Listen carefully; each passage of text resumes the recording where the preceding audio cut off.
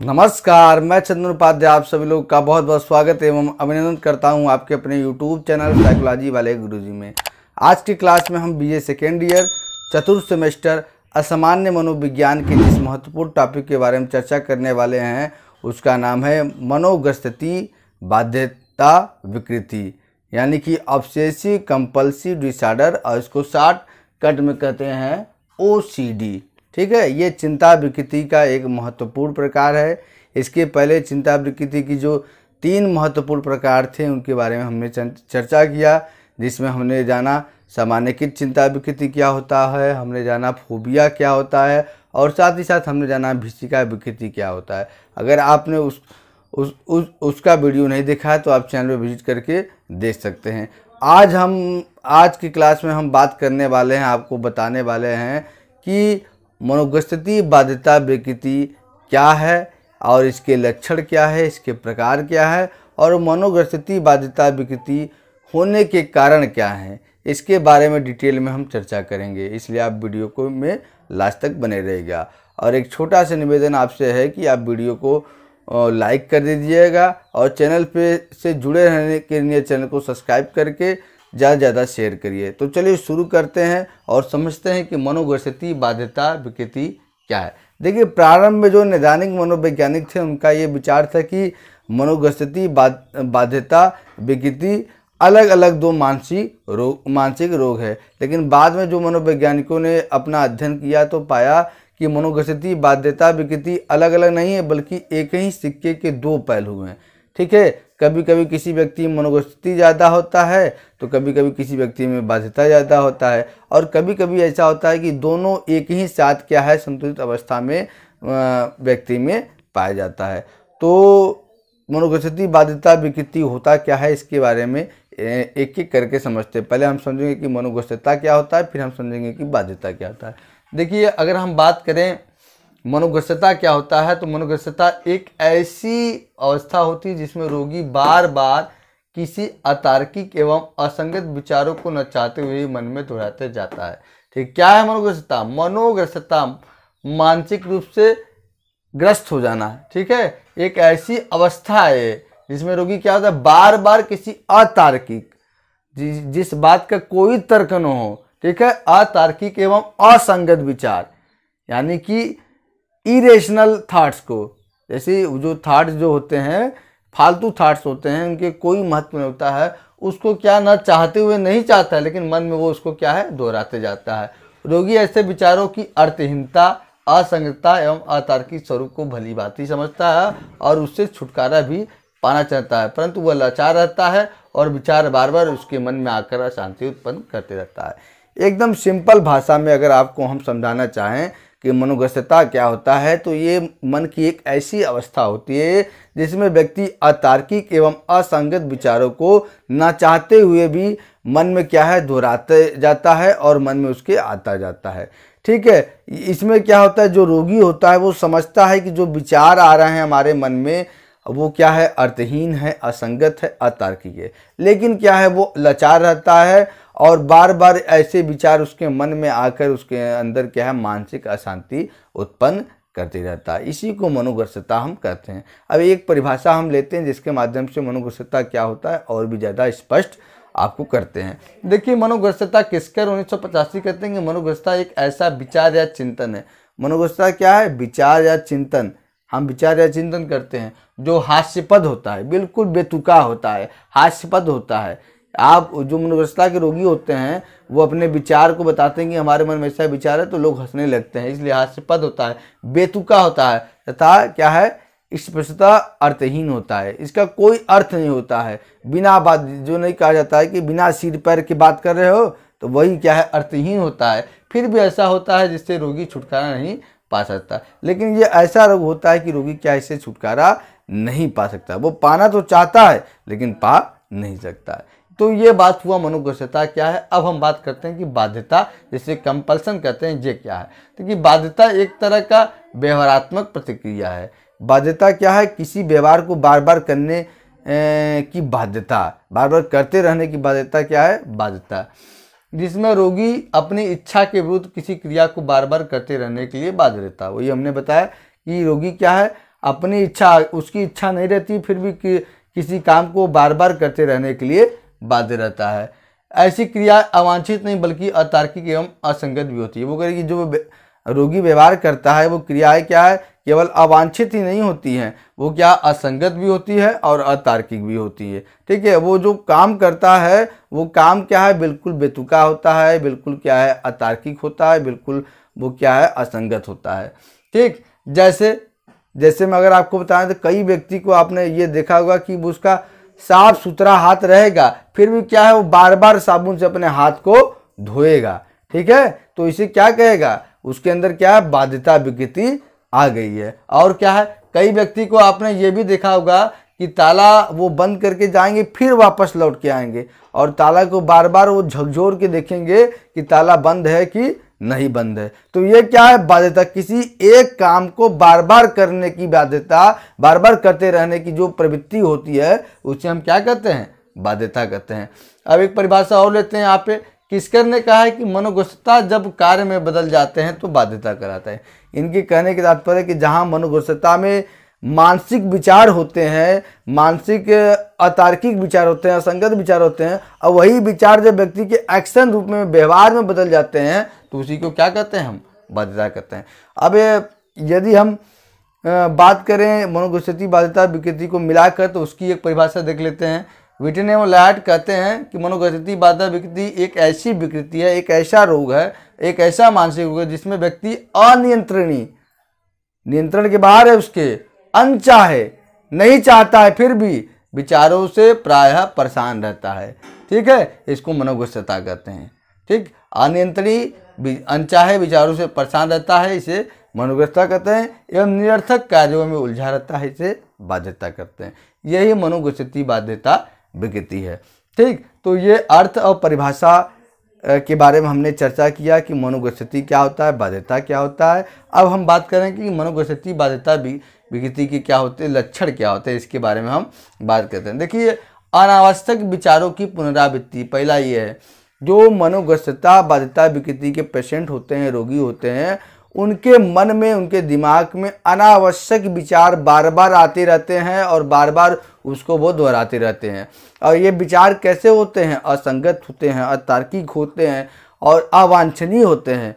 न चाहते हुए भी वो अपने मन में वो विचार बार बार आता है और उसके क्या है मानसिक अशांति उसके अंदर उत्पन्न करते रहता है। ठीक है, यही क्या है पहला इसका लक्षण है। दूसरा इसका लक्षण है संदेह।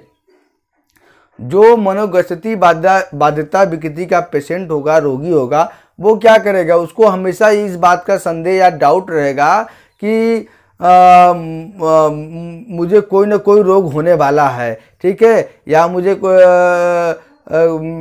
क्या है, मेरी किसी वस्तु से या किसी क्रिया से क्या है जान जा सकती है। इसलिए वो हमेशा संदेह में, उसके तमाम प्रकार के संदेह उसके मन में उत्पन्न होते रहते हैं। ठीक है, ये संदेह हो गया। तीसरा, अक्रिया विशेष की पुनरावृत्ति। तीसरा लक्षण है ओसीडी का, कि जो ओसीडी का पेशेंट होगा वो क्या है, कोई क्रिया जो विशेष क्रिया होगा, विशेष व्यवहार है, उसको बार बार वो क्या करता है, रिपीट करता है। जैसे अभी हमने आपको बताया कि ओसीडी का जो पेशेंट होता है, साफ सुथरा हाथ होता है, फिर भी क्या होता है, उसको बार बार वो साबुन से हाथ धोता है, क्योंकि उसके अंदर ओसीडी का लक्षण है। और जैसे कई व्यक्ति ऐसे होते हैं कि ताला बंद है तब भी क्या है, वो बार बार वो ताला को खींच कर देखते हैं। क्यों? क्योंकि उनके अंदर ओसीडी है। और कई व्यक्ति ऐसे होते हैं जो इतने साफ सफाई के वो होते हैं, पसंद होते हैं, इतना उनको कीटाणुओं से डर होता है कि वो अपने रूम की सफाई करते ही हैं, अपने घर की सफाई करते ही हैं, जितने भी इलेक्ट्रॉनिक सामान हैं उनकी भी सफाई वो बार बार सफाई करते हैं। तो ये क्या होता है, क्रिया विशेष की पुनरावृत्ति। तो ये 3 प्रमुख लक्षण हैं जिनके आधार पर ये आप आइडेंटिफाई कर सकते हैं कि कोई व्यक्ति ओसीडी का पेशेंट है या नहीं है। अब आगे हम बात करते हैं मनोगुस्ती बाध्यता के प्रकार, यानी कि इसके प्रकार कितना होते हैं। पहला क्या है, जांच।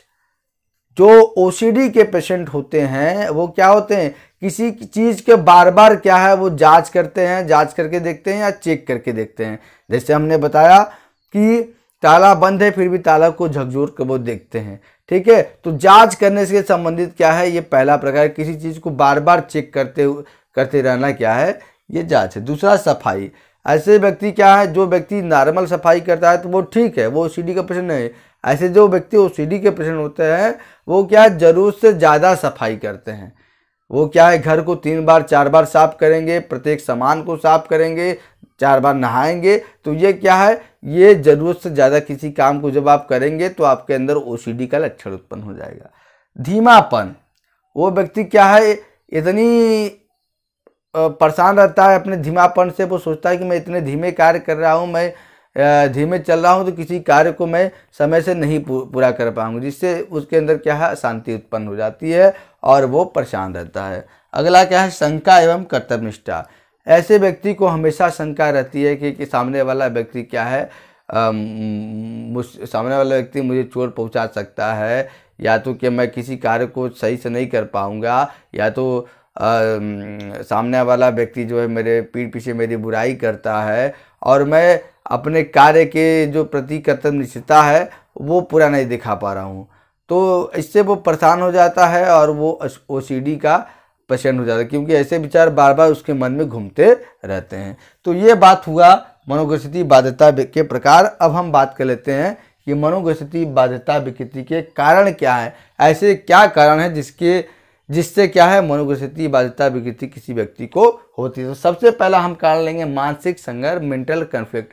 मेंटल कन्फ्लिक्ट को अंतर्द्वंद भी कहा जाता है। अंतर्द्वंद क्या होता है, जब दो विचार एक ही साथ अपनी संतुष्टि चाहते हैं तो उससे क्या है, जो उत्पन्न होता है उसे द्वंद्व कहते हैं, और इसी को हम मानसिक संघर्ष भी कहते हैं। देखिए, इसमें मनोवैज्ञानिकों ने कहा है कि ऐसी इच्छाएं जो अनैतिक होती हैं, कामुक होती हैं, सेक्सुअल होती हैं, जिसको व्यक्ति पूरा नहीं कर पाता है, उसको क्या है उसको दमित कर दिया जाता है। वो कहाँ चला जाता है, अचेतन मन में चला जाता है, जिससे और ये इच्छाएं जो दमित कर दी जाती है, ऐसा नहीं है कि ये समाप्त हो जाती है, बल्कि वो बार बार चेतन में आना चाहती हैं, जिससे व्यक्ति का व्यवहार भी वो खराब हो जाता है और वो विचार बार बार उसके मन में चलते हैं, जिससे कि वो धीरे धीरे मनोगतिक बाध्यता विकृति का पेशेंट हो जाता है।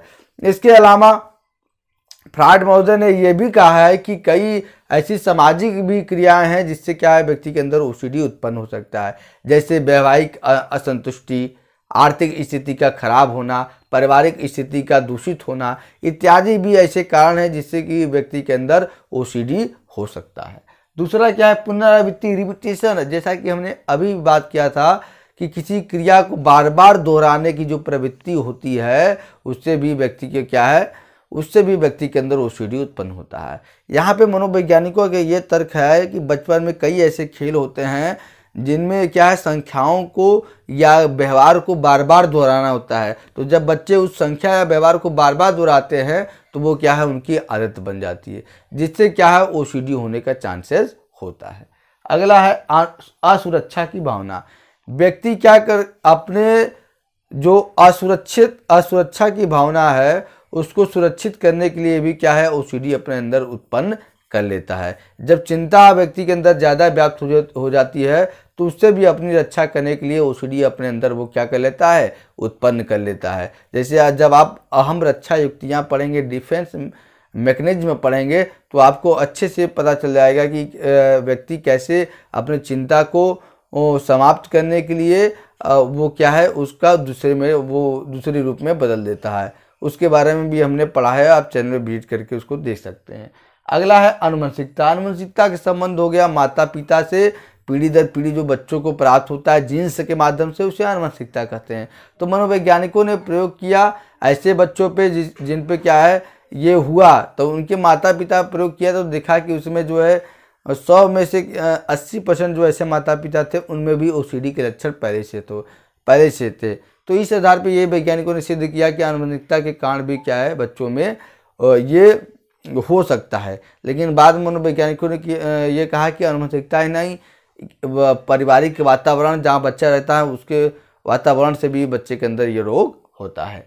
अगला है स्थापन क्रिया। स्थापन क्रिया क्या होती है कि व्यक्ति की एक ही विचार का मन, देखिए व्यक्ति के मन में एक समय में एक ही विचार आ सकते हैं या व्यक्ति एक ही क्रिया क्या है व्यक्ति कर सकता है, ठीक है। लेकिन जब दो क्रियाएं व्यक्ति एक साथ करता है तो क्या होता है, उसके अंदर क्या है, मनोग्रसितता बाध्यता विकृति उत्पन्न हो जाती है। तो ये मनोग्रसिता बाध्यता विकृति कुछ प्रमुख कारण हैं। अब एक एग्जाम्पल हमने आपके लिए लिया है जिससे आप जो है मनोग्रसिता बाध्यता विकृति के पेशेंट कैसे होते हैं उसको आप समझ जाएं। देखिए, बार्टलेट एवं स्टिल्ले ने प्रसिद्ध उद्योगपति जिनका नाम ह्यूग्स था, इनका एग्जाम्पल दिया है। उसे जो उद्योगपति था उसे यह मनोग्रसिता हो गई थी कि वह कीटाणुओं से ग्रस्त हो सकता है। इससे मुक्त होने का उसने प्रयास प्रारंभ किया। वह घंटों घंटों चीज़ों को साफ करने में लगा रहता था। अपने सहायकों को सफाई का प्राय निर्देश दिया करता है। इसी प्रकार के अन्य समस्यात्मक विचारों से वह ग्रस्त होने लगा। यानी कि इन्होंने जो एग्जाम्पल दिया है उसमें एक उद्योगपति था जिसका नाम ह्यूग्स था।